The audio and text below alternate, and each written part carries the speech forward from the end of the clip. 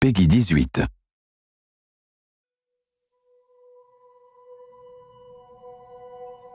I think the one thing people underestimate about video games is that people think it's just playtime.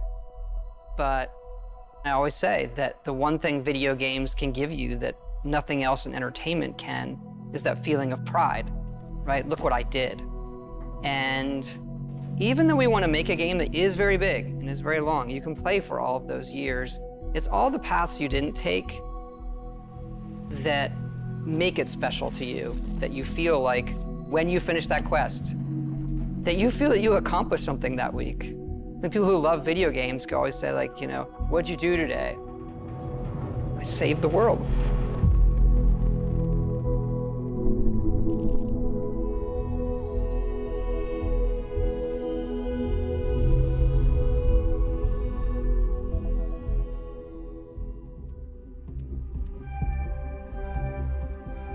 We've been incredibly lucky to work with such a tight group of people for so long. Like, we're all friends. It's like a second family in a way. We all sort of know or get what a Bethesda game is. There's definitely this core group who's been working together for decades and knows how to make a BGS game.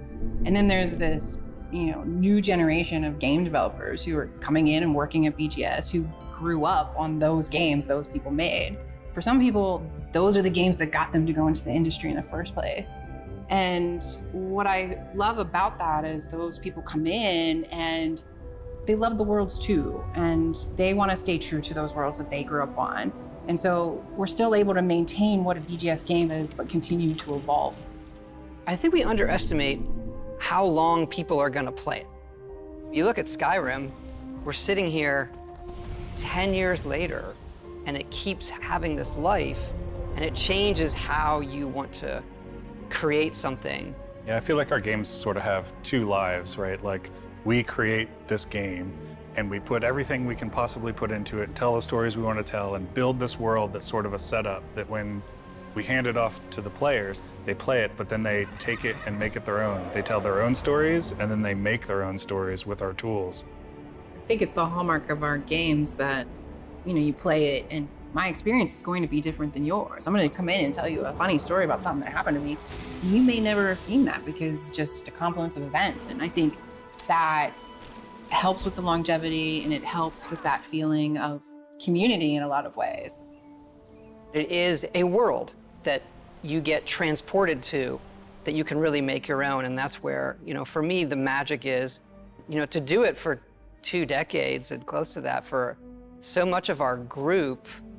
There's a big trust there that we know how we solve certain things together. We were doing Morrowind and looking at what we might do after that and beyond that. And we had a list of what are the other types of worlds we want to go to. And obviously Fallout was at the top of the list, if we could do that, and that, magically, luckily came true for us. And right behind that was, science fiction. Going to space, I think there's a magic in just defying gravity and taking off from a planet. Like, it's extremely difficult human endeavor. Yeah, a lot of our games are about exploration, and that's sort of like, that's the ultimate exploration, is what's out there, what's past Earth, right? So it's incredibly exciting for us to work on something like that. I feel like every time we come to a game, we're starting fresh. We're saying, okay, we just did that one, that's over. How do we make it better in every way? It's got a more realistic, science-based backing to it, whereas Skyrim is sort of an epic fantasy. This is a more grounded game and a grounded setting about exploration. So I think that gives us a different take on how we make everything. So that's sort of the thing you latch onto when we're making new areas, making environments, making characters.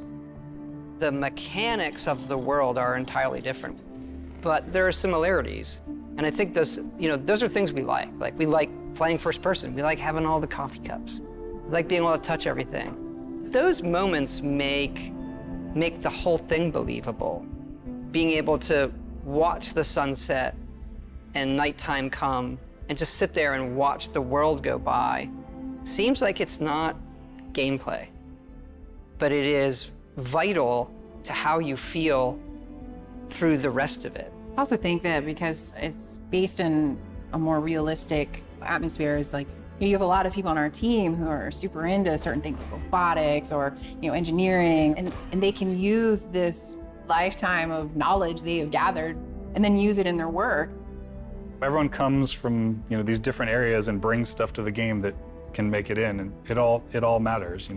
From the rocks to the clutter to what the spacesuits look like. It's based on people's experience and sort of learning about how things work in the world and trying to apply it in a way that's believable for this universe.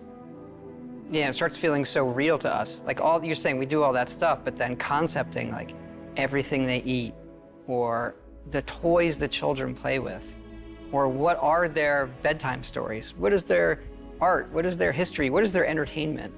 It is a universe, not just a game. There has to be an emotional trigger that occurs. And I think as time has gone on, we're able to paint an even better picture that triggers that emotional thing. We always have that step out moment into the world, so to say. Technology's changed, we've all changed. So our expectations when loading up a game, like, okay, I'm gonna step out and there's gonna be this moment. Us being able to do that and have it feel new every generation, every game, is something that is really special about what we do. I like to say that Starfield has 2 step-out moments. It's cryptic. Our process of making it is a journey for us that is very, very rewarding. And coming to Starfield, everybody's starting over and saying, what would you want to do? What does going to space mean to you? And everybody comes back to the same one. I want to see what's out there.